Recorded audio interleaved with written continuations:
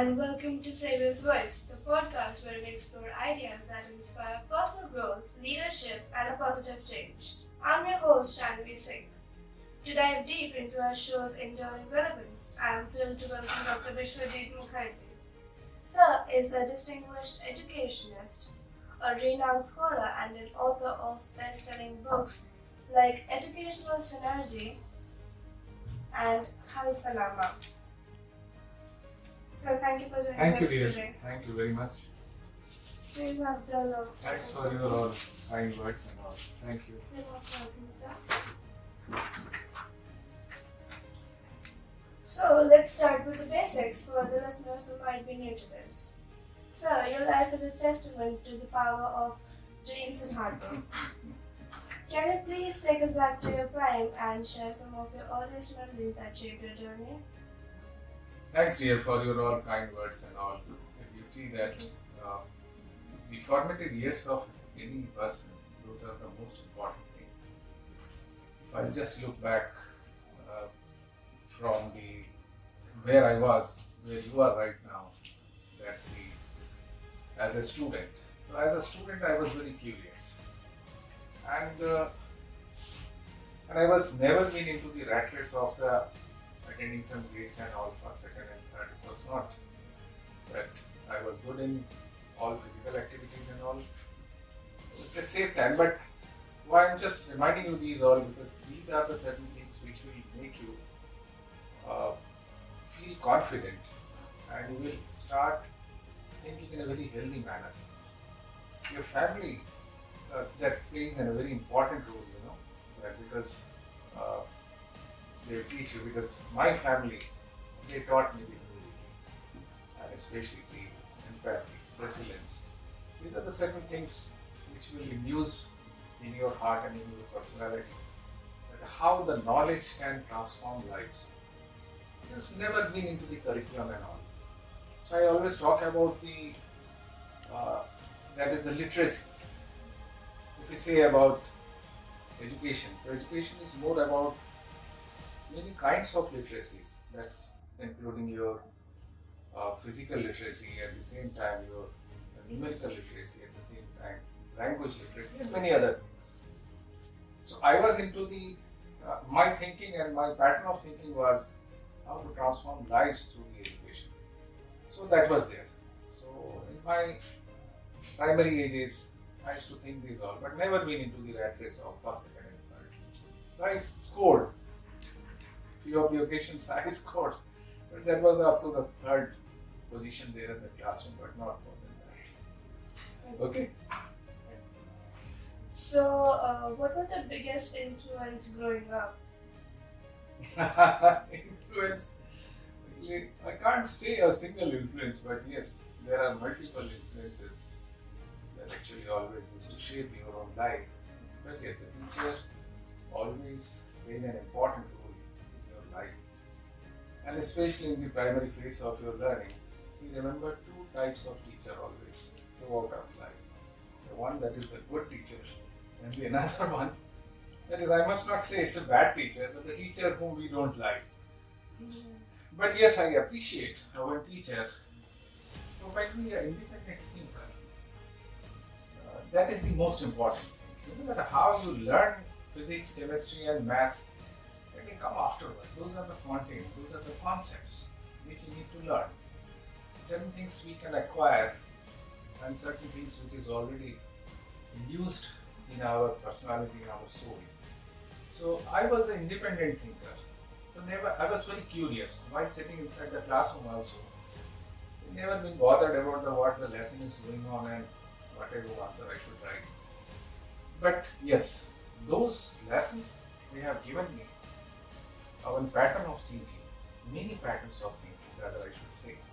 After which I observed that was the only reason that I become a very voracious reader even. So influences are many more. My family, my father, he has influenced me a lot. Those teachers. Because in my time, it was completely an age of a rot rally. Technology was not there. So corporal punishment was there and many other things. So that was a time where the transition started happening.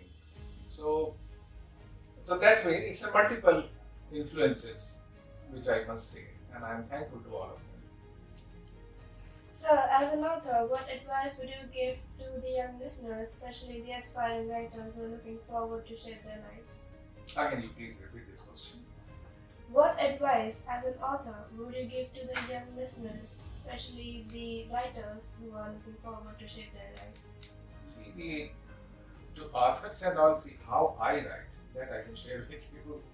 I'm not as such a very great author or a poet, but you people, sometimes you read me, so that's fortunate enough. But as an author, when I'm as a poet, when I write poetry, it's a poetry of life, and that's all of your soul, hope, lives, love, emotions. At the moment when I started writing the prose are, it's a deadly effects with the many facts and figure, no imagination there. So I've written certain stories and all. The script I used to write, especially for the film industry even. Uh, but as a prose writer, so I worked on the theology of education based on many case studies and all. Now, I only can advise to the listeners and especially the young generation if they wanted to become a poet or a prose writer, a good story writer. Before writing anything, you need to read a lot. If you will not read, you cannot. So my advice is here: start reading. That is all. So, you're known for your efforts and you're known for your vision and efforts to promote education and innovation. So, what emerging trends and technologies you approve of keeping the Gen Zs in mind? Actually, see that Gen Z, I respect them a lot because that is the one thing that they are very globally aware, technologically native people, and they have a purpose-driven life. And sometimes you know that this is a very important thing, the purpose-driven life. Because if you don't have, whether it's going into the astray or maybe it is going into the righteous path, it's a subject of discussion again, and it's a subject of debate. So I am not going into that argument, but I must say that technology should not make them a slave, but technology should give them some thinking more pattern. That's the most important thing, that AI should promote you to think more. Then you can able to do the innovations and many other inventions and all. So my advice is that. And you were saying something? Yeah. So, as an educationist, what challenges have you faced the most and how did you overcome them? Actually, as an educationist, the challenge which I always faced, because education is always, it's going with the traditions, so there are many traditions, and this is the sector where they resist change too much. So that is the most important challenge. Not only I, but I think that all of my contemporary educationists, they are feeling the same thing. So keeping the tradition, along with that, the transition or transformation. So that is the most and the biggest challenge here in the education you could see today. Likewise, if I can just give you an example, like you have a book, and you have a textbook, and this textbook, it has a one lesson, along with that certain exercises are there which you need to solve, either in the form of your homework or maybe into the form of your classwork. But at the same time, whether these questions and that lesson and that concept will help you to compete into the national and international level of examinations. So again, here it is divided into the two sectors, the entire education industry. One is your test preparation, another is a board. So these are the certain challenges. Now a child is studying in the school, but he has to or she has to spend a lot of time there in the coaching institute. That is the biggest challenge. Now there is a challenge of 40 minutes of a class. 35 minutes or 40 minutes,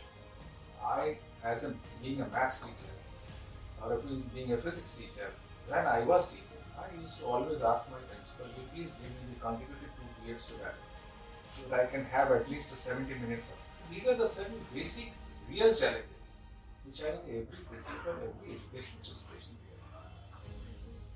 Can you walk us through a pivotal movement in your career as a academic? The pivotal movement, see here, a pivotal transition when I became principal from a lecturer. And that too within 5 years. My age was nearly 27 years and 8 months. I started my career in that way. So that was a transition, and the fascination, or you may say that the enjoyment which I received when I selected as a principal within the span of 5 years of my career. So that was the most, you can say that, tempting moment for me on those days. After that, yes, many pivotal transitions it happened when I became director, then group director, then CEO and all. And then lastly, when I hang my boots and I thought of exactly that I should start my own. That's again a one great transition in my life and sense of great achievement that today I am sitting with you and I am answering your question as the chairman of this organization. Every year on January 12th, we celebrate National Youth Day, a day dedicated to the birth anniversary of Swami Vivekananda, a visionary monk whose words continue to ignite the spirit of millions. This year's celebration highlights themes like youth empowerment for sustainable building and building a future with resilience and responsibility. So, as we wrap up, what's one key message from Swami Vivekananda you want the young listeners to take away on this National Youth Day? I read a lot, Swamiji, and Swamiji has a great influence in my life, even especially for virtues like the discipline and other attributes of personality. But 3 letters of the one statement what he gave, that is, you arise, awake, not stop until you be reached. That is the message which I can provide to all the students and especially the youth, because I like that much and that has influenced a lot. I never stop unless the goal is not reached. Thank you, Dr. Mukherjee, for sharing your wisdom and experiences with us. Thank you, dear, for your all good questions. I hope I made you satisfied. Yeah, sure. Thank you, dear. Let us remember on this National Youth Day that the future of India depends on the hands of its youth. And as Swami Vivekananda said, that with conviction and courage, we can achieve anything.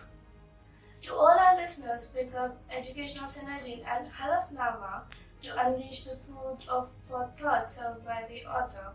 For more, check out the show notes below. And till then, keep dreaming, keep striving, and keep believing in your power to make a difference. Until next time, this is Janhvi Singh signing off from Saviour's Voice. Jai Hind.